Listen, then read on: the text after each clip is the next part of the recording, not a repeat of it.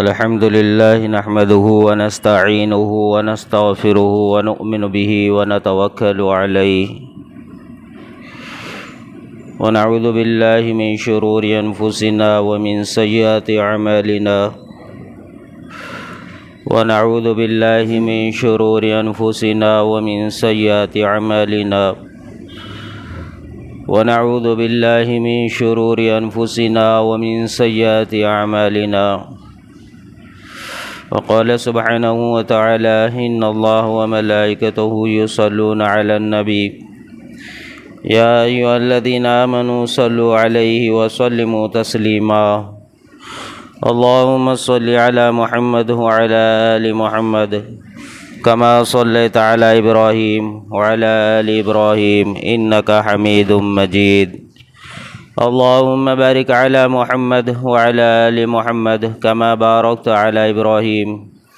وعلى آل إبراهيم إنك حميد مجيد صدق الله العظيم وصدق رسوله الكريم أما بعد محترم حضرات اور دوستو،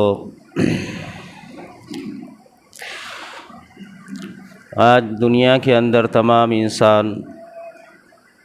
دنیاوی زندگی میں کامیاب ہونے کے لیے دنیا میں ہر چیز سے نفع اٹھانے کے لیے دنیا کو حاصل کرنے کے لیے ہر ممکن وہ کوشش کر رہا ہے کہ کس طرح دنیا کو حاصل کرے اور کس طرح دنیا کے چیزوں سے دنیاوی زندگی کو خوشحال بنائے۔ لہذا انسان دنیا میں دنیا کی اشیاء کے ساتھ یہ سمجھتا ہے کہ دنیا کے چیزوں کے اندر اس کو دنیاوی زندگی کا راحت ملے گا، دنیاوی زندگی میں اس کو آرام ملے گا اور دنیاوی زندگی میں اس کو عزتیں ملیں گی اور دنیا کے اندر وہ کامیاب بن کر جی سکے گا۔ یہ ہر ایک انسان دنیا کے اندر یہ سوچ رکھ کر اپنی زندگیوں کو گزار رہا ہے، جبکہ اس طرح کی سوچ رکھنا اور اس طرح سے اپنی زندگیوں کو گزارنا یہ انسان کے لیے عقل مندی نہیں ہے، اور نہ انسان کے لیے اس طرح زندگی گزارنے پر اس کو یہ زندگی دنیاوی اعتبار سے کامیاب بنا سکتی ہے۔ جبکہ اگر انسان چاہتا ہے کہ وہ کامیاب بنے اور انسان چاہتا ہے کہ وہ دنیا میں عزتیں حاصل کرے اور انسان یہ چاہتا ہے کہ دنیا میں اس کی ہر وہ چیز جو خواہشات کے اعتبار سے اس کو مطلوب ہے ان چیزوں کا اس کو حاصل ہو، تو یہ سارے چیزوں کو اللہ تبارک و تعالی نے فرما دیا کہ تمہیں چاہیے کہ پھر تم محمد رسول اللہ صلی اللہ علیہ وسلم کے پیچھے چلو۔ تو اللہ نے پھر تم سے یہ وعدہ کیا ہے کہ اگر تم اس راستے پر چلو گے تو پھر اللہ تمہیں یہ دنیاوی ساری نعمتیں اور دنیاوی ساری عزتیں اور دنیا کی وہ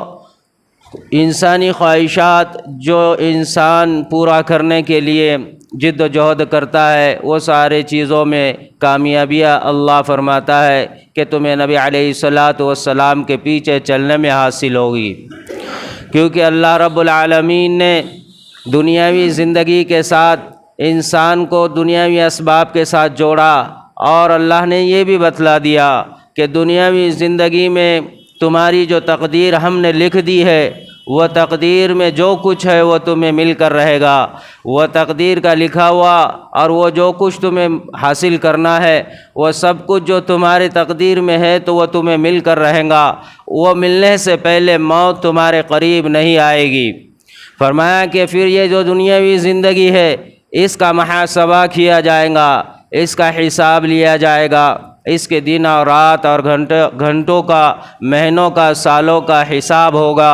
اور یہ سب کچھ ہونے کے بعد پھر اللہ کہتا ہے کہ آخرت کی جو زندگی ہے، جو لامحدود زندگی ہے، جس کو کبھی زوال نہیں، جو کبھی ختم نہیں ہوگی، وہ ہمیشہ کی زندگی جس کو ہر آن انسان کو وہیں رہنا ہے۔ وہ زندگی میں اللہ کہتا ہے کہ اگر تم نبی علیہ السلام کے پیچھے چلو گے تو ایک طرف دنیا بھی تمہیں دوں گا اور دوسری طرف وہ زندگی بھی تمہاری بنا دوں گا، اور دنیا میں تمہیں جو کچھ حاصل ہوگا اللہ کہتا ہے کہ پھر یہ سب کچھ تو تمہارا دنیا ہی میں رہنے والا، یہ سب کچھ چھوٹنے والا، اور یہ سب کچھ تمہارے پیچھے تم چھوڑ کر آنے والے ہو۔ حدیث پاک کے اندر فرمایا ہے کہ انسان کے ساتھ جو مال ہوتا ہے ان مالوں میں ایک مال تو وہ ہے جو انسان خود کھا لیتا ہے، اور وہ ایک دوسرا مال جس کو انسان اپنے ضروریات میں اپنے استعمال میں لیتا ہے، اور تیسرا وہ مال جو انسان چھوڑ جاتا ہے۔ فرمایا کہ انسان تھوڑا کھاتا ہے، انسان تھوڑا پہنتا ہے، تھوڑی چیزیں استعمال کرتا ہے، لیکن اس کی جو چاہت ہے وہ جمع کرنے کی اتنی ہوتی ہے، فرمایا کہ اکثر حصہ وہ پیچھے چھوڑ جاتا ہے۔ تو یہ تمہارے پورے مال میں سے جو تمہارا حصہ ہے، فرمایا جو کھا گیا وہ تو کھا کر ختم کر دیا، جو پہن لیا وہ پرانا ہو گیا، اور جو پیچھے چھوڑ دیا وہ کسی اور کا ہو گیا۔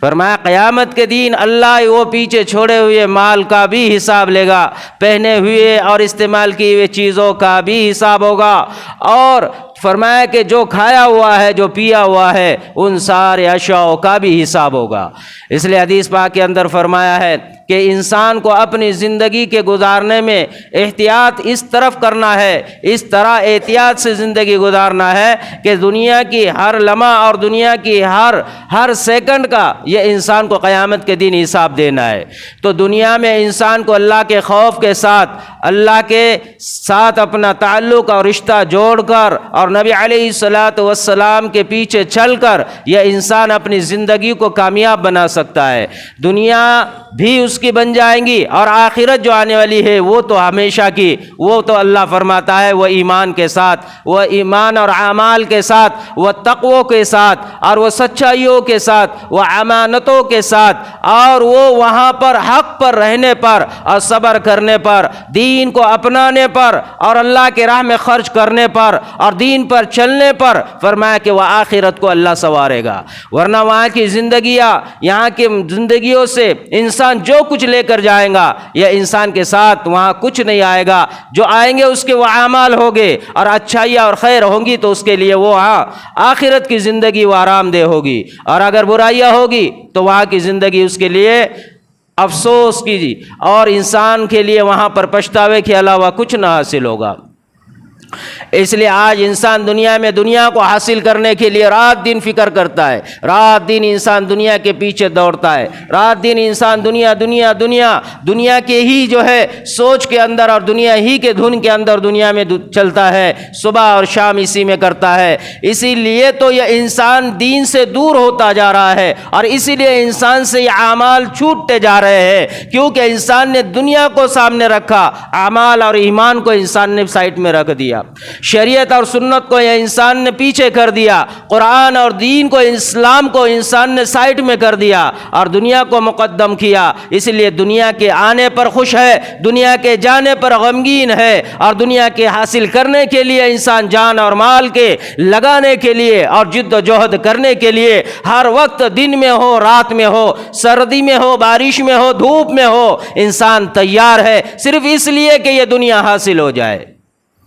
اور دوسری طرف تو کہا جا رہا ہے کہ جتنی تم دنیا حاصل کر لو، جو کچھ تم کھا لو گے پی لو گے، اس سے زیادہ کچھ نہیں تم اس سے نفع اٹھا سکتے، اور جو پیچھے چھوڑ جاؤ گے وہ جن لوگوں نے اس کو حاصل کیا ہے، اگر ان لوگوں نے اس کا صحیح استعمال کیا تو تمہارے لیے خیر ہے، اگر ان لوگوں نے غلط اس کا استعمال کیا تو اس کا بھی تمہیں اس کا وبال ہے، اس پر بھی تمہارے لیے ذریعہ پکڑ ہے، وہ پکڑنے کا تمہارے لیے قیامت کے دن ذریعہ بنے گا۔ اگر وہ مال پیچھے والوں نے اس کا صحیح استعمال کیا تو اس کے لیے اچھا، اور اگر صحیح استعمال نہ کیا تو اس کے لیے نقصان ہے۔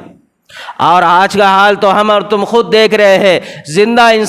انسان کے کام نہیں آ رہا ہے، مرنے سے پہلے تک یہ انسان رشتوں کے ساتھ جڑا ہوا ہونے کے باوجود یہ دنیا میں انسان اس کے لیے مدد کے لیے آگے آنے کو تیار نہیں ہے۔ تو ہمارے دنیا سے جانے کے بعد ہمارے لیے کون درود پڑھے گا، کون دعائیں کرے گا، کون ہمارے مال کا صحیح استعمال کرے گا، کون ہمارے مال کو اللہ کے راہ میں خرچ کرے گا، کون ہمارے مال کو دین کے لیے خرچ کرے گا، کون ہمارے مال کو اللہ کی رضا کے لیے ان کاموں میں لگائیں گا جس کے لگانے پر اس کو بھی نفع ملے اور جس نے چھوڑ کر گیا اس کو بھی نفع ملے۔ یہ نہیں ہو سکتا کہ بعد والے اس کے مال سے اس کا صحیح حق اس کا جو ہے تو ادا کر سکے۔ اس لیے انسان کو عقل مندی ہے کہ اپنے مال کے آنے پر یا اپنے مال کے جمع کرنے پر خوش نہ ہو، بلکہ یہ اس کے لیے آزمائش ہے، اس کے لیے یہ امتحان ہے۔ صحاباؤں کے پاس مال آتا تو وہ پریشان ہو جاتے، صحاباؤں کے پاس مال نہ ہوتا تو وہ بے فکر ہو جاتے، مطمئن رہتے، کیونکہ اللہ کو وہ چیز جو نہیں ہے اس کا حساب نہیں دینا ہے، اور جو چیز آ گئی اس کے حساب دینے کے لیے پریشان ہوتے۔ جابر بن عبداللہ رضی اللہ تعالی عنہ اپنے گھر کے اندر داخل ہوتے ہیں، گھر میں جیسے ہی کھڑے ہو گئے، آنے کے بعد بے چین ہے، بے چینی کے عالم میں اپنے جو ہے بستر کے اوپر بیٹھ جاتے ہیں۔ ان کی اہلیہ چہرے کو دیکھتی ہے، چہرہ پریشان ہے، جسم پریشان ہے، دل بے چین ہے، سکون نہیں ہے، چہرے کے اوپر ایک طرح کی جو ہے پریشانی کو دیکھ کر بیوی سامنے سے کہنے لگ گئی کہ آخر آپ کو کیا ہوا، کون سی مصیبت نے گھیر لیا، کون سی پریشانی سر پر آ گئی، آپ اتنے پریشان نظر آنے لگ گئے؟ تو انہوں نے کہا کہ مجھے پریشانی، مجھے بے چینی، مجھے بے اطمینانی اس بات پر ہے کہ میرے مال میں آج اتنا مال جمع ہوا ہے کہ وہ مال اتنا ہے کہ وہ مال کے زیادہ ہونے کی وجہ سے میں بے چین ہوں اور پریشان ہوں کہ کیا کروں۔ بیوی وہ تھی جس نے اسلام قبول کیا تھا، بیوی وہ تھی جس نے کلمہ پڑھا تھا، بیوی وہ تھی جس نے شریعت کو اپنایا ہوا تھا، بیوی وہ تھی جس نے دنیا کو پہچانا تھا، بیوی وہ تھی جس نے دنیا کو جانا تھا کہ یہ دنیا چھوٹنی ہے، آخرت اصل ہے اور دنیا یہ سب کچھ فنا ہونی ہے۔ وہ بیوی کا ایمان اتنا بنا ہوا، اس کے اعمال اتنے پختہ اور اس کا یقین اللہ پر اتنا زیادہ، اس نے آخرت کو سامنے دیکھا، اس نے قبر کو سامنے دیکھا، انہوں نے جنت اور جہنم کو سامنے دیکھا اور دیکھ کر اپنے شوہر کی طرف مسکرائی اور مسکرا کر کہا کہ اس میں پریشان ہونے والی کون سی بات، اس میں گھبرانے اور بے چین ہونے والی کون سی بات ہے؟ جو کچھ تمہارے پاس مال ہے وہ مال سب کی سب تم غرباؤں میں، یتیموں میں، بیواؤں میں اور محتاجوں میں اور مسکینوں میں اور فقراؤں میں کیوں تقسیم نہیں کر دیتے؟ بس یہ بات سننا تھا، فوراً جوش میں آ گئے اور جوش میں آ کر کھڑے ہو گئے، خوشی سے بیوی کے قریب گئے اور بیوی کو جا کر کہا کہ شاباش مبارک ہو، شاباش مبارک ہو، تم نے کتنی اچھی رائے دی، یہ بات پہلے میرے ذہن میں، میرے دل میں کیوں نہیں آئی؟ تم نے بہت بہترین رائے دی، تم نے بہت اچھا مشورہ دیا، تم نے بہت اچھی بات بتائی۔ اسی وقت کہا کہ چلو ابھی اور اسی وقت ہم جو ہے مال کو اللہ کے بندوں پر خرچ کر دیں گے۔ اسی رات کے اندر میاں اور بیوی یہ دونوں وہ مال جو کچھ انہوں نے جمع کیا تھا، وہ کچھ مال جو اللہ نے انہیں عطا کیا تھا، وہ سب کی سب خرچ کرنے لگ گئے، غریبوں کو، یتیموں کو، بیواؤں کو، مسکینوں کو اور فقراؤں کو، اور وہ لوگ جو محتاج تھے ان لوگوں کو، ضرورت مندوں کو رات بھر وہ مال تقسیم کرتے گئے یہاں تک کہ صبح ہو گئی۔ صبح تک، فجر کی اذان تک یہ میاں اور بیوی دونوں نے مدینہ کے گلی گلی میں جا کر، گھر گھر میں جا کر، مسکینوں کے در در پر جا کر انہیں وہ مال عطا کیا، وہ مال انہیں دیا اور دے کر ان تک وہ پہنچا دیا، یہاں تک کہ جب اذان ہو گئی، صبح ہو گئی، تو جب اپنے مال کا جائزہ لیا تو حضرت جابر ابن عبداللہ کہنے لگ گئے اللہ کا شکر ہے ایک رات میں ہم نے 6 لاکھ روپے اللہ کے بندوں پر خرچ کیے۔ ایک رات میں پورے 6 لاکھ روپے انہوں نے اللہ کے بندوں پر، میاں اور بیوی دونوں نے خرچ کیے۔ اور وہ بیوی کے پاس پھر کہنے لگ گئے تو نے جو مشورہ دیا وہ مشورہ بہت اچھا تھا، یہ وہ مشورہ تھا جو 6 لاکھ ہمارے پاس تھے، ہم اس کے لیے بے چین تھے، آج وہ 6 لاکھ اللہ کے پاس جمع ہم نے جو کیے اس پر آج مطمئن اور خوشی ہو گئی ہے۔ بیوی کہنے لگ گئی ہمارے 6 لاکھ ضائع نہیں ہو گئے، ہمارے 6 لاکھ کم نہیں ہوئے، ہمارے 6 لاکھ لوگوں میں جو ہے تو خرچ نہیں ہو گئے، بلکہ ہم نے یہ سب کچھ آنے والے کل کے لیے، آنے والے مستقبل کے لیے، آنے والی زندگی کے لیے اور آنے والا بڑا جو ہمارے سامنے مسئلہ ہے قیامت کا، وہ قیامت کے دن اور اللہ کے سامنے کھڑے ہونے کا دن، وہ حساب کتاب گنوانے کا دن، حساب کتاب کا دن، وہ نیکیوں کے گنوانے کا دن، پل صراط پر چلنے کا جو دن ہمارے سامنے آنے والا ہے، اس دن کے لیے یہ ہمارا کیا ہوا آج جمع یہ سب کچھ ہمیں نفع دے گا اور ہمیں کل قیامت کے دن اللہ کے پاس عزت دلائے گا اور جہنم سے بچا کر جنت میں لے جائے گا۔ یہ ایمان بنا، یہ عمل بنے تو صحابہ اور ان کے بیویوں کا یہ عمل اور یہ رویہ تھا کہ دنیا کے پیچھے دوڑتے نہیں تھے، دنیا آئی تو پریشان، دنیا گئی تو خوش ہوتے تھے۔ حضرت رابعہ بصری ان کے پاس کسی نے 40 درہم دے دیے، کہا کہ آپ کے مال میں اس کو رکھ کر آپ جو ہے نا اپنے ضروریات میں اس کو خرچ کر لو، آپ کے گھر میں رکھ کر آپ کے پاس رکھ کر اس کو آپ کے ضروریات میں خرچ کر لو۔ جب سامنے سے انہوں نے ان کو وہ تھیلی دے دی، انہوں نے آسمان کی طرف دیکھا، آسمان کی طرف دیکھ کر آنکھ سے آنسو بہنے لگ گئے، چہرے کے اوپر اور پریشانی بڑھ گئی، اور آسمان کی طرف دیکھ کر پھر اس کے بعد اس دینے والے کی طرف مخاطب ہو کر انہوں نے کہا کہ اے اللہ کے بندے سن لے، یہ جو تو دنیا میرے پاس لے کر آیا ہے، یہ دنیا جو تو نے مجھ کو دی ہے، یہ جو دنیا کے سکے جو تو نے مجھے پیش کیے ہیں، یہ تو نے دیے ہیں، تجھے میں بتاؤ اس سے اگلی بات، یہ سب کچھ بنانے والی ذات میرا رب اللہ ہے، جس نے کائنات کو بنایا، جس نے زمین اور آسمان کو بنایا، جس نے تجھ کو پیدا کیا اور جس نے تجھ کو یہ مال دیا، یہ سب کچھ کائنات کے بنانے والے میرے رب میرے اللہ سے میں نے آج تک اس دنیا کا سوال نہیں کیا۔ جس نے سب کچھ بنایا میں نے اس سے کبھی دنیا نہیں مانگی، جس نے سب کچھ بنا کر ساری کائنات کو اس نے اپنی طاقت سے پیدا کیا، میں نے کبھی بھی اس سے دنیا کا سوال نہیں کیا، اور آج وہ درہم اور وہ سکے اور وہ روپے اور چاندی اور دنیا کے زیور جو تو مجھے دے رہا ہے اور یہ کہتا ہے کہ میرے کام میں لے آؤ، میں نے جس رب نے پوری کائنات کو بنایا اس سے نہیں مانگا، اس سے نہیں لیا، تو وہ ہے جس نے اپنی محنت سے کمایا، تیرے پاس مال نہیں تھا، تو نے حاصل کیا، تجھ کو میرے رب نے عطا کیا، میرے رب نے تجھ کو دیا، اور تجھ سے میں لے لوں، جبکہ تو کوئی چیز لا نہیں سکتا، جبکہ تو کوئی چیز حاصل کر نہیں سکتا، جبکہ تیرے پاس کوئی شے موجود نہیں ہے، سب کچھ میرے رب کا عطا کیا ہوا ہے، تو میں وہ چیز تجھ سے کیوں لوں؟ جبکہ بنانے والا رب اس سے میں نے کبھی نہیں مانگا، تو ایک انسان ہے، میں تجھ سے یہ چیزیں کیسے لے سکتی ہوں؟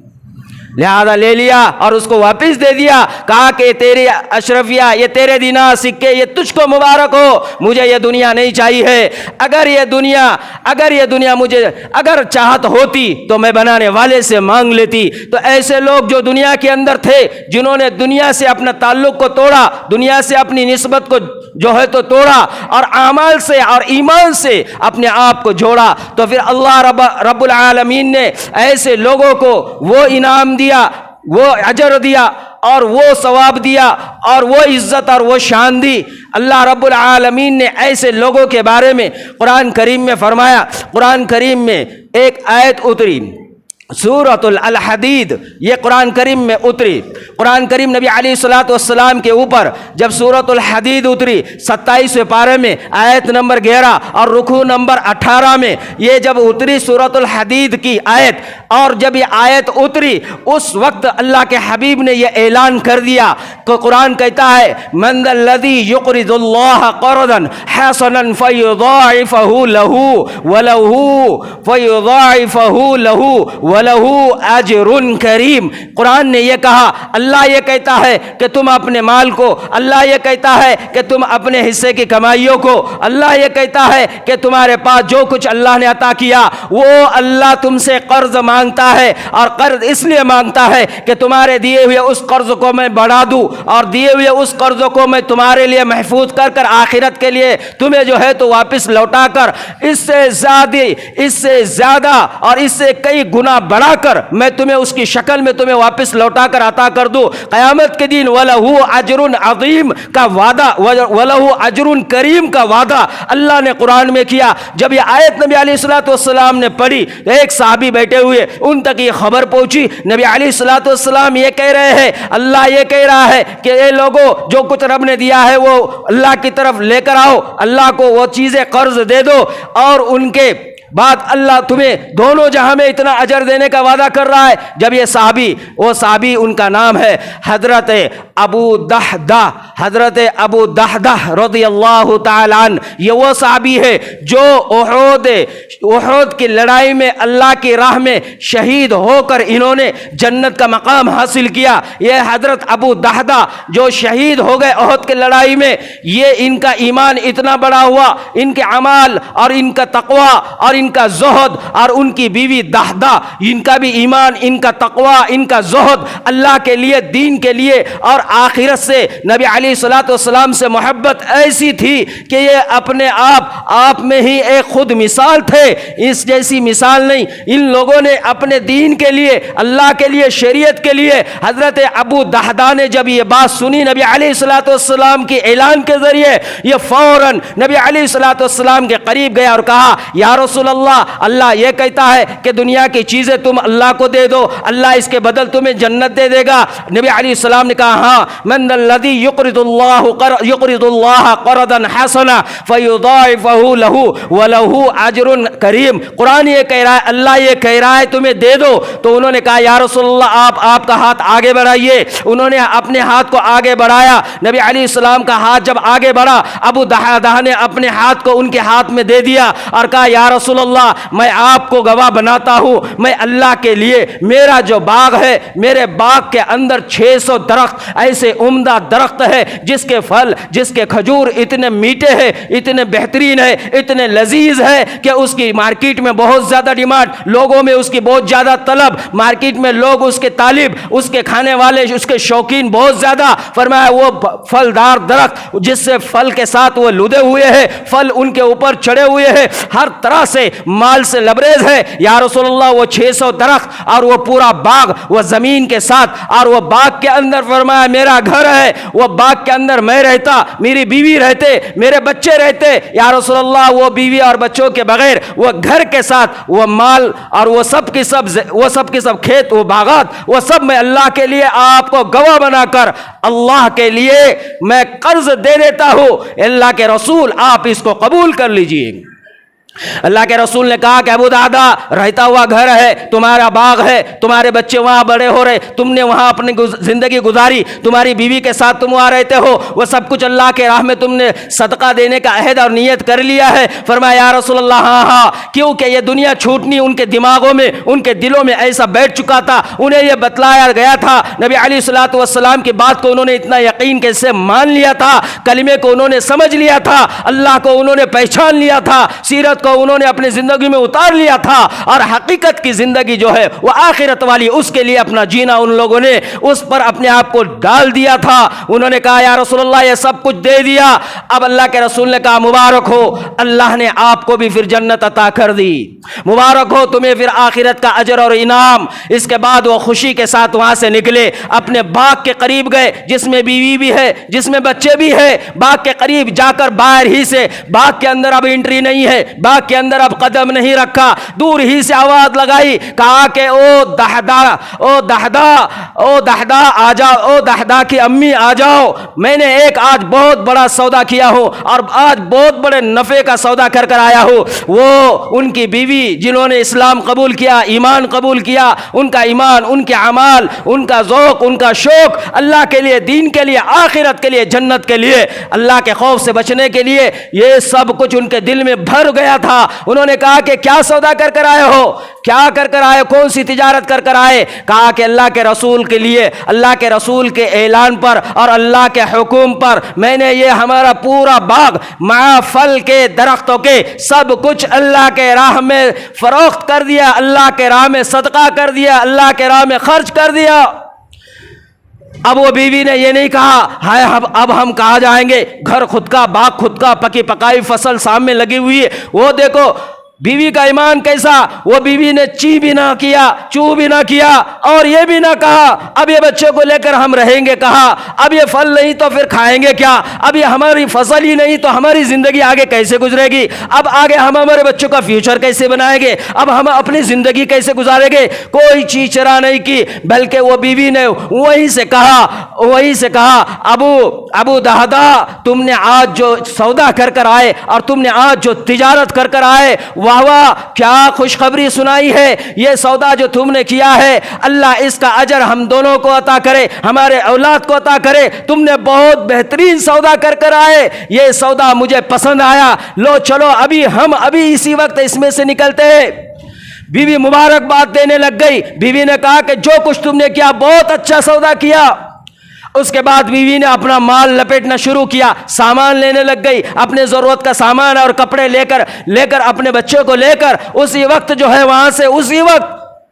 یہ بھی نہیں کہا کہ کل جائیں گے، شام میں جائیں گے، پرسوں جائیں گے، نہیں، اسی وقت باہر کھڑے ہوئے ہیں اور یہ اندر بیوی نے کہا کہ لگنے والے پہنے ہوئے کپڑے ہمارے اس کو لے لو، سامان جو تھا اس کو لے لیا اور بچے کو لے کر چلنے لگ گئے۔ راستے میں چلتے ہیں، کھجور کے ٹہنیاں کھجور کے گچھوں کے ساتھ جو ہے تو جھکی ہوئی، میٹھے میٹھے کھجور ہے، زمین پر گرے ہوئے کھجور، میٹھے لذیذ کھجور۔ بچے نے سامنے دیکھا کہ کھجور گرے ہوئے اور بہت اچھے کھجور ہے۔ ان کا بچہ ابو دہدا وہ آگے بڑھا، اس نے ایک کھجور اٹھایا اور اٹھا کر منہ میں ڈال دیا، کیونکہ باغ وہ تو یہ سمجھتا ہے باپ کا ہے، باغ وہ تو یہ سمجھتا ہے کہ اپنا ہے۔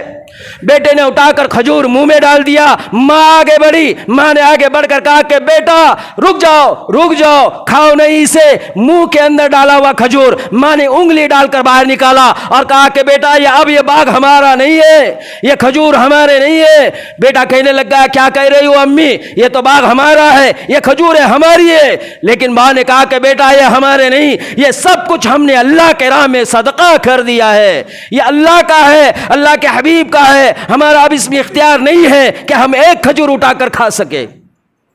کون دیکھ رہا تھا انہیں وہاں، کیا لے کر جا رہے، کیا کھا کر جا رہے، کیا مال جمع کر لے کر جا رہے، خود کا ہی ہے، پورا پھل بھی لے کر جاتے تو کون بولنے والا، اگر نہ بھی لے کے جاتے تو ضرورت پورتا بھی اٹھا لیتے تو کون کہنے والا، اگر وہ بھی نہ تو بچے نے کھا لیا تو کون سا عیب تھا۔ لیکن ایمان ایسا بنا، عمل ایسا تھا، اللہ کا خوف ایسا، آخرت ان کے سامنے اتنی مقدم تھی، جنت اور جہنم کو ایسا آنکھوں سے دیکھ رہے تھے، قبر اور موت اور حشر کو ایسا دیکھ رہے تھے کہ لہذا وہ یہ سمجھتے تھے کہ جو کچھ ہم نے اللہ کو دیا اس سے ہمیں کئی گنا زیادہ اللہ ہمیں دے گا۔ یہ قرآن کی آیت سن کر ان کے باپ نے، ابو دہدا کے ابا نے جو سودا کر آئے تھے، انہیں پتا تھا اللہ کیا دے گا، انہوں نے ایک کھجور بچے کے منہ میں ڈالنا پسند نہیں کی، وہ کھجور نکالی۔ باپ، بیٹا اور ماں یہ تینوں بھی اس باغ سے ایسے جو ہے تو وہاں سے نکل گئے جیسا کہ کسی اجنبی کا باغ تھا۔ ایسے لوگ جنہوں نے ایمان بنایا، جنہوں نے آخرت کو سامنے رکھا، جنہوں نے نبی علیہ الصلوۃ والسلام سے محبت کی، اسلام اور شریعت کو دلوں میں لایا، انہوں نے دل سے دنیا کو نکال دیا، انہوں نے دل سے دنیا کو باہر کر دیا، آخرت کو دل میں رکھ دیا، موت اور حشر اور آخرت اس کو دل و دماغ کے اندر بٹھا دیا، تب جا کر ان کی زندگی دنیا کی طالب کبھی نہیں بنی، تب جا کر ان کی زندگی آخرت کے طالب بنی۔ ایک اللہ والے نے خواب دیکھا، وہ خواب میں وہ کہنے لگ گیا کہ میں نے دیکھا، میں راستے سے چل رہا ہوں، راستے سے چلتے چلتے میرے سامنے میں کیا دیکھتا ہوں، ایک شیر میری طرف دوڑ کر آ رہا ہے اور وہ ابھی ایسا لگ رہا ہے کہ مجھ پر حملہ کرے گا۔ میں نے اس سے بچنے کے لیے آگے کی طرف دوڑ لگائی، میں آگے بڑھا تو میرے سامنے وہاں سے آتا ہوا نظر آیا، میں نے اس راستے کو چھوڑ کر دوسرے راستے کی طرف اپنے آپ کو دوڑایا، کیا دیکھتا ہوں وہ شیر وہاں بھی میرے پیچھے آیا ہے۔ وہ کہنے لگ گیا میں تو اب اس سے بچتا نہیں، یہ تو میرے پیچھے ہی لگا ہوا، جدھر بھی جا رہا وہ میرے ہی پیچھے۔ وہ آخر دوڑتا ہوا گیا ایک ویران جگہ میں جہاں پر اس کو نظر آیا ایک درخت ہے، وہ درخت کے قریب گیا، دیکھتا ہے کہ درخت کے جڑ میں ایک کنواں ہے۔ وہ کہنے لگ گیا کہ مجھے ایسا لگا کہ اب کچھ ہو نہ ہو، اب یہی ایک جگہ ہے جہاں پر میں اپنی جان کو بچا سکتا ہوں۔ شیر آتا ہوا نظر آ گیا، یہ آگے بڑھا اور ٹہنی کو پکڑ کر کنویں کے اندر لٹک گیا، اور دل میں کہنے لگ گیا کہ اس سے زیادہ سیف اور اس سے زیادہ اچھی محفوظ جگہ مجھے کہیں نہیں ملے گی۔ نیچے کنویں کی کھائی ہے اور اوپر ٹہنی کو پکڑ کر کنویں کے اندر یہ لٹکا ہوا ہے۔ لیکن تھوڑے دیر کے بعد دل نے جب سانس لی ٹھنڈی کہ اب میں بچ سکتا ہوں، جب اوپر دیکھا تو کیا دیکھتا ہے کہ شیر وہیں پر آ کر کھڑا ہوا ہے۔ وہ شیر کو دیکھ کر اور گھبرایا، لیکن دل نے کہا کہ وہ یہاں تو نہیں آ سکتا، جھکی ہوئی ٹہنی پر لٹکا ہوا میں، اب یہاں تک تو وہ نہیں پہنچ سکتا۔ لیکن وہ کہتا ہے کہ جب میں نے نیچے کی طرف دیکھا تو کیا دیکھتا ہوں، کنویں کے اندر نیچے ایک اژدھا ہے جو منہ پھیلائے ہوئے بیٹھا ہوا ہے۔ میں دیکھ کر حیران ہوا اور پریشان ہو گیا، اب ہاتھ چھوٹ جائے یا یہاں سے گر جاؤ تو سیدھا نیچے جو ہے اژدھے کے منہ میں چلا جاؤ گا۔ دیکھتا ہے کہ اوپر شیر ہے اور نیچے کھائی ہے، نیچے اژدھا ہے، کہا اوپر بھی موت نیچے بھی موت۔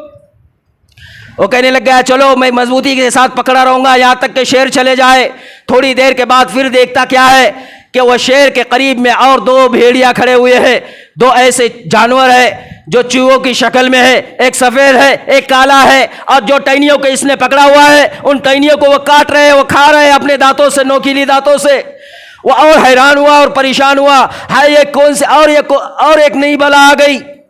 اب تو میں جس ٹہنی پر ہوں اس ٹہنی کو یہ لوگ کھا رہے ہیں، لہذا اب تو عنقریب میں ٹوٹ کر ٹہنی کے فوراً جو ہے تو ازدے کے جو ہے گلے میں ازدے کے لقمے کے ساتھ میں تو ہلاک ہو جاؤں گا، وہ مجھے لقمہ بنا دے گا۔ پریشان حال میں گھبرایا، بے چین ہوا، اسی عالم میں اس کی نیند ہوشیار ہو گئی، آنکھ کھل گئی۔ آنکھ کھلنے کے بعد فوراً وہ اللہ والے کے پاس گئے، انہوں نے کہا حضرت میں نے یہ خواب دیکھا، میں تو رات سے بے چین اور پریشان ہوں۔ انہوں نے کہا کہ یہ پتہ ہے تمہیں کیا ہے، تم جس حالت میں تم نے جو خواب دیکھا ہے یہ کیفیت اور یہ عالم زمین پر رہنے والے ہر انسان کا حال ہے، ہر انسان کی کیفیت ہے، ہر انسان کی تصویر ہے، ہر انسان کا ایک دنیاوی اعتبار سے ایک نقشہ ہے۔ فرمایا یہ ہر انسان کی کہانی ہے۔ کہا وہ اللہ والے نے تو یہ کہنے لگ گئے حضرت کیا ہر انسان کا یہ نقشہ ہے، ہر انسان کا یہ عالم، ہر انسان کا یہی ہے؟ فرمایا یہ کیسے ہے، یہ کیا ہے، مجھے نہیں سمجھ آئی۔ انہوں نے کہا میں تمہیں بتاؤں، جب تیرے پیچھے جو شیر لگا تھا وہ شیر نہیں تھا، وہ تیری موت تھی۔ تو جہاں بھی جائیں گا، تو جس کونے میں دنیا کے جائیں گا، موت تیرے پیچھے لگی ہوئی ہے، موت تجھے پکڑنے اور اچکنے کے لیے تیرے ساتھ چل رہی ہے، تیرے سائے کے ساتھ ہے، صرف دیوار جو بیچ میں ہے تیرا رزق ہے، جس نے اس کو روکا ہوا ہے، تیرا رزق ختم ہوا وہ فوراً تجھے اچک لے گی، تو جائیں گا موت تیرے پیچھے ہے، تیری ہر جگہ موت تیرے ساتھ ہے، تو کہیں بھی جا وہ شیر جو ہے فرمایا موت ہے۔ فرمایا کہ حضرت پھر وہ کنواں اور وہ درخت کیا ہے؟ کہا کہ وہ جو درخت ہے وہ درخت تیری زندگی ہے، وہ درخت تیری زندگی ہے۔ فرمایا کہ حضرت پھر میں وہ جو کنویں کے اندر لٹکا تھا، فرمایا کہ جس کنویں میں تو لٹکا تھا وہ کنواں تیری، فرمایا وہ کنواں اور کنویں کے اندر جو اژدھا تھا وہ تیری قبر ہے، ان قریب اوپر موت ہے نیچے قبر ہے۔ فرمایا کہ تجھ کو موت اچک لیں گی اور تو قبر کے اندر پہنچ جائیں گا، وہ قبر نیچے والا قبر کا حصہ فرمایا وہ کنواں اور وہ اژدھا تیری موت قبر کا گڑھا ہے۔ فرمایا حضرت میری زندگی وہ درخت ہے، تو پھر وہ دوسرے کون؟ کہا کہ وہ جو جانور سفید اور کالے تھے وہ انسان کی زندگی کے دن اور رات ہے، وہ دن اور رات ہر ایک لمحہ، فرمایا جیسے وہ درخت کو کاٹ کر کھا رہے تھے ایسی ہی دن اور رات انسان کی زندگی کو ہر لمحہ، ہر سیکنڈ، ہر آن میں، ہر روز دن اور رات آ کر انسان کے ساتھ ٹکراتے ہیں اور انسان کی زندگی کو کاٹ رہے ہیں، انسان کی زندگی کو ختم کر رہے ہیں۔ لہذا فرمایا کہ عنقریب وہ زندگی کو کاٹ ڈالیں گے، وہ درخت کو جیسے ختم کر دیں گے ایسے تیرے زندگی کو وہ دن اور رات ختم کر دیں گے۔ اس کے بعد یہ ہوگا نیچے گڑھا تیری قبر ہے، اس میں تو پہنچ کر رہے گا۔ تو کہنے لگے حضرت میں کیا کروں؟ کہا کہ تیرے لیے تیری موت بھی تیرے ساتھ، تیری زندگی تھوڑی سی ہے اور اس زندگی کو کاٹنے کے لیے دو جانور کنٹینیو اس میں کاٹ رہے ہیں اور قبر نے منہ کھول کر تیرے انتظار میں تیرے لیے تیار کھڑی ہے اور تیار بیٹھی ہے کہ آجا میرے اندر، ابھی میں تجھ کو لقمہ بنا دوں گی، آجا میرے اندر، ابھی تو میری غذا بن جائے گا۔ لہذا تجھے یہ چاہیے، تجھے یہ عقل مندی اور تیری جو ہے تیری یہ جستجو ہونی چاہیے کہ تو اس میں جانے سے پہلے اپنی تیاریاں کر لے۔ تو اللہ والے نے جب اس کو کہا، اس کے دل و دماغ میں یہ بات آئی تو اس نے کہا حضرت اب میں اللہ سے دعا کرتا ہوں کہ میں دنیا سے دل کو نکال دیتا ہوں، میں موت کی تیاریوں میں لگ جاتا ہوں، آخرت کی تیاریوں میں لگ جاتا ہوں، کیونکہ میری زندگی بہت تھوڑی ہے، ان قریب کب ختم ہوں گی مجھے پتہ نہیں۔ یہ ہر ایک انسان کے ساتھ، اس لیے فرمایا کہ اپنی زندگیوں کو ایمان کے ساتھ مزین کرو، اعمال کے ساتھ مزین کرو، دنیا کے ساتھ اس کو خوشگوار نہ بناؤ، دنیا کے ساتھ اس کو نہ سجاؤ، دنیا کی چیزوں سے اپنے دل کو نہ جو ہے تو بھر لو۔ دنیا کی چیزیں جتنی زیادہ جمع، دنیا کی اشیاء جتنی زیادہ جمع اور دنیا کی شے جتنی زیادہ ہمارے پاس جمع اور دنیا کا مال جتنا زیادہ جمع، اتنا زیادہ اس کی بے چینی دنیا میں بھی اور آخرت میں بھی اور قبر میں بھی اس کا اتنا ہی زیادہ حساب ہوگا۔ عمر بن عبدالعزیز ان کی بیوی فاطمہ بنت عبد الملک بادشاہ، عمر بن عبدالعزیز کی بیوی جب عمر بن عبدالعزیز کے نکاح میں آئی، عبد الملک وہ بادشاہ وقت کا، اس نے جب نکاح میں ان کے ساتھ میں بھیجا، وقت کے بادشاہ نے زیورات اتنے قیمتی، اتنے زیادہ بہترین اور خوبصورت اور زیورات اتنے اچھے اور عمدہ، وقت کا بادشاہ खलीफा, उसने सब कुछ बच्ची को देकर निकाह करा कर भेज दिया। उमर बिन अब्दुल अजीज के पास जब आई, उमर बिन अब्दुल अजीज के घर में जब ये दोनों आए, माल भी और ये उनकी बीवी भी, उन्होंने जब देखा कि बिस्तर के ऊपर बीवी बैठी हुई है और सामने रखे हुए उनके जवाहरात, कीमती अशियाए, वो देखकर हैरान और परेशान और बेचैन। बीवी ने कहा कि क्या हुआ? निकाह के बाद तो शोहर खुश होता है और आप जो है बेचैन और जो है तो गमगीन और परेशान है। कहा कि मैं जो देख रहा हूं वो चीज़ मुझे परेशान कर रही है। कहा कि क्या देख रहे हो? कहा कि देख लो, ये जो तुम्हारे साथ में जेवर है, ये जो तुम्हारे साथ माल है, ये जो कुछ तुम लेकर आई हो कीमती अशियाए, फरमाया कि ये कीमती अशियाए या तो तुम बैतुल माल में जमा कर दो सब का सब, या फिर तुम मुझसे नाराजगी का इजहार कर दो, मैं तुम्हें तलाक देकर दोनों में जुदाई करा दूंगा। लिहाजा मैं तुम्हें तलाक दे दूंगा, तुम मुझे नापसंद होने का कह दो। वो बीवी कहने लग गए, मैं आपको नापसंद क्यों करूं और आप मुझे तलाक क्यों कर देंगे, जबकि मैं आपके इस बात पर तैयार हूं। अगर आप चाहते हैं कि मेरा पूरा माल बैतुल माल में जमा हो जाए तो कहा कि मैं जमा कर दूंगी। उन्होंने अपने से कहा, उमर बिन अब्दुल अजीज ने, कि तू और मैं और ये माल तीनों एक साथ इस घर के अंदर नहीं रह सकते, किसी एक को इसमें से जाना होगा, तू चला जा या माल को निकाल दे। बीवी ने कहा, मैं आपको नहीं छोड़ती। माल सब के सब बैतुल माल में जमा कर दिया। कुछ ही मुद्दत के बाद उमर बिन अब्दुल अजीज का जो है तो ये दौर भी ख़त्म हुआ, वो मौत हो गई उनकी, वो इंतकाल कर गए दुनिया से, अल्लाह के पास चले गए, इतने अल्लाह वाले नेक। उसके बाद यजीद बिन अब्दुल मलिक, उनके भाई, फातिमा के भाई और अब्दुल मलिक का बेटा यजीद बिन अब्दुल मलिक की दौरे खिलाफत, उनकी खिलाफत, वो तख्त पर बैठे। जब वो तख्त पर बैठे तो बैठने के बाद उन्होंने सामने से अपनी बहन को कहा कि फातिमा, जो माल और जो जेवरात और जो खजाना अब्बा ने तुम्हें दिया था और जो सब कुछ तुम्हारे शौहर ने बैतुल माल में जमा किया था, तुम कह दो आज मैं तख्त पर हूं, वो सब के सब तुम्हें वापस ला कर दे दूं। तो वो फातिमा रज़ी अल्लाह अन्हा, वो रहमहुल्लाह, वो उनके दिल में भी देखो अल्लाह ने कैसा ईमान और अमाल का उनके दिल में शौक और जज्बा, उन्होंने भी आखिरत को कैसी तरजीह दी और दुनिया से कैसे मुंह मोड़ा। उन्होंने कहा कि भाई सुन ले, तू मेरा भाई है, जो कुछ मुझे दिया मेरे अब्बा ने अपने मर्जी से दिया और जो कुछ मेरे पास था मैंने अपने मर्जी से, मेरे शौहर के कहने पर, उनके हयाती और जिंदगी में सब कुछ मैंने बैतुल माल में जमा कर दिया। अब अल्लाह की कसम, जब जिंदा थे मैंने उसको हाथ नहीं लगाया, अब तो वो दुनिया से चले गए। ये फातिमा उन सारी चीजों को कभी तलब नहीं करेगी और कभी मैं चाहत नहीं करेगी कि वह माल मुझे वापस मिले। भैया कहा कि भाई मुझे नहीं चाहिए, जो कुछ मैंने उनके हयाती में छोड़ दिया आज भी मैं उसे देखना भी पसंद नहीं करती। ऐसे लोग अल्लाह वाले जिनका ईमान बना, अमाल बने, तो अल्लाह रब्बुल आलमीन ने उन्हें कामयाब किया आखिरत में भी दुनिया में भी। हमें भी मरना है, हमें भी जाना है, हमारे भी दुनिया है, हमारे पास भी सब कुछ है। हम रात दिन दुनिया के अंदर टक्कर मार रहे हैं और वो भी हलाल नहीं हराम तरीकों से। सोचने वाली बात है। और फिर भी हम मुसलमान हैं और फिर भी ईमान वाले। हमारे जायजा लिया जाए आमदनियों का, कमाइयों का, और उलमाओं के सामने पूरा उसको खोल कर रख दिया जाए कि मेरी ये कमाई है, तो मेरे भाइयों मुमकिन नहीं है कि 10 में से 9 लोगों के कमाइयों पर उंगली उठाई जा सकती है। आज का ये दौर और आज के कमाइयों में ये चीज़ें, तो ये कमाइयाँ हमें इसीलिए इबादतों पर नहीं खड़ा कर रही है और इसीलिए दुआएं कबूल नहीं हो रही। तो ये जब इसका नफ़ा दुनिया में नहीं तो आखिरत में क्या मिलेगा, कब्र में क्या मिलेगा, ये सोचने वाली बात है। इसलिए अल्लाह से दुआ है अल्लाह पाक हमारी ज़िंदगियों को सही मायने में सही गुजारने की तौफीक अता फरमाए। अल्लाह हमें आखिरत के लिए जीने की तौफीक अता फरमाए। व आखिर दाना अल्हम्दुलिल्लाहि रब्बिल आलमीन। और आगे के